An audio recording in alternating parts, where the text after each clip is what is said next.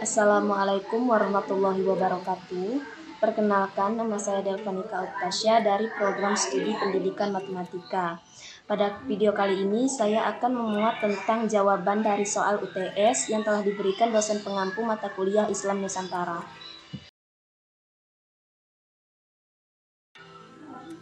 Karakteristik Islam Nusantara yang pertama adalah tasamuh atau sikap toleransi, atau biasa juga disebut saling menghargai. Sikap yang ditunjukkan oleh sikap ini adalah tidak saling menghujat antar umat beragama dan saling menghargai terhadap perbedaan yang ada.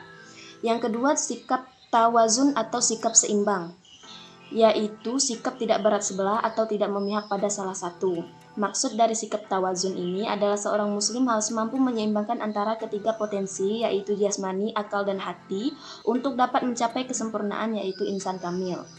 Yang ketiga, tawasud atau sikap moderat tengah-tengah. Tawasud merupakan sikap tegas namun tidak kaku, luas namun tidak lembek. Sikap yang menunjukkan bahwa Islam Nusantara bukan Islam yang fundamental, juga bukan Islam yang liberal.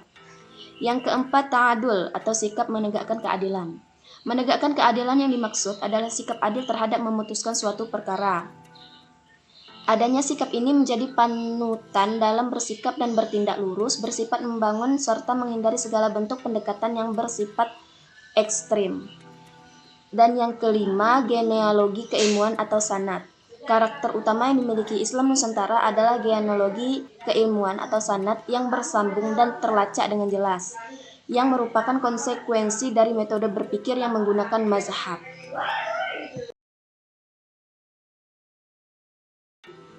Pengertian Islam Nusantara secara sosiologis.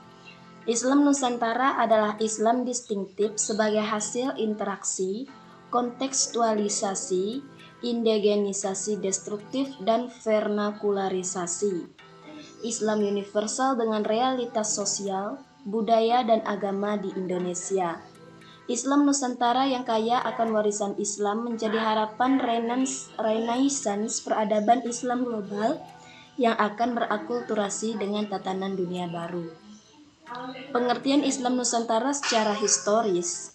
Islam Nusantara adalah sebagai hasil ijma dan ijtihad para ulama Nusantara dalam melakukan istinbat terhadap al-muktasab min adilatiha tafsiliyah. Islam Nusantara adalah idrakul hukmi min dalilihi ala sabili rujhan. Islam Nusantara memberi karakter bermazhab dalam teks-teks para ulama Nusantara untuk menyambungkan kita dengan tradisi leluhur kita untuk dihormati dan untuk kita teladani. Pengertian Islam Nusantara secara filosofis. Islam Nusantara adalah Islam sinkretik yang merupakan gabungan nilai Islam teologis dengan nilai-nilai tradisi lokal atau non-teologis, budaya dan adat istiadat di tanah air.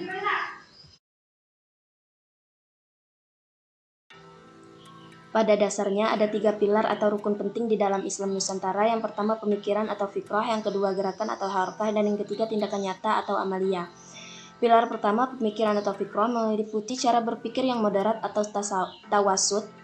Artinya Islam Nusantara berada dalam posisi yang tidak tekstualis tetapi juga tidak liberal. Pilar kedua adalah gerakan atau harakah. Artinya, semangat yang mengendalikan Islam Nusantara itu ditujukan pada perbaikan-perbaikan. Tugas Islam Nusantara adalah melakukan perbaikan-perbaikan atau reformasi untuk jamiah atau perkumpulan dan jemaah atau warga yang tak hanya didasarkan pada tradisi tetapi juga inovasi.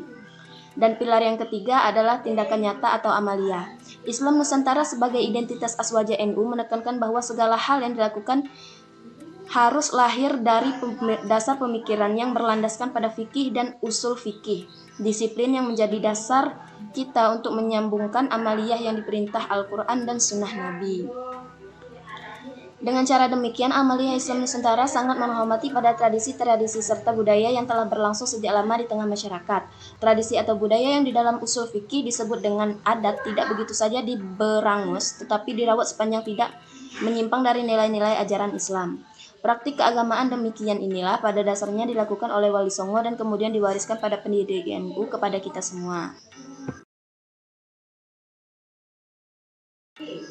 Konsep ibu kota negara yang pertama adalah mengenai kota hutan atau forest city.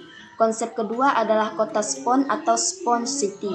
Kedua konsep tersebut secara garis besar tentunya sangat berkelanjutan dalam hal lingkungan hidup karena masih mengakomodasi banyaknya penghijauan sekaligus akan banyak disediakan area resapan air di sana. Tentunya diharapkan dengan demikian, ibu kota negara tidak akan berakhir seperti Jakarta yang justru ketika menjadi sangat padat kemudian menjadi langganan banjir karena sebelumnya kurang diperhitungkan terkait pembangunan berkelanjutannya. Sedangkan untuk ibu kota negara ini sendiri sangatlah berbeda konsepnya dengan di Jakarta. Kemudian untuk konsep ketiga adalah kota cerdas atau smart city, yang mana merupakan cerminan dari sebuah kota modern di dunia yang sangat maju dengan banyak sekali penggunaan atau pemanfaatan teknologi paling mutakhir untuk menunjang banyak aspek kehidupan perkotaan. Sebenarnya sudah banyak negara maju yang menerapkan pembangunan kotanya dengan menggunakan 3 perpaduan konsep tersebut, sehingga saat ini menjadi waktu yang sangat tepat bagi Indonesia untuk tidak terus ketinggalan dengan negara maju lainnya dan membuktikan kalau tanah air mampu bersaing di mata internasional. Mengusung adanya perpaduan konsep pembangunan perkotaan, yakni konsep yang sangat ramah lingkungan dan berkelanjutan dipadukan dengan pembangunan smart city, pembangunan ibu kota negara jelas akan semakin membawa nama baik Indonesia menjadi cemerlang di mata dunia.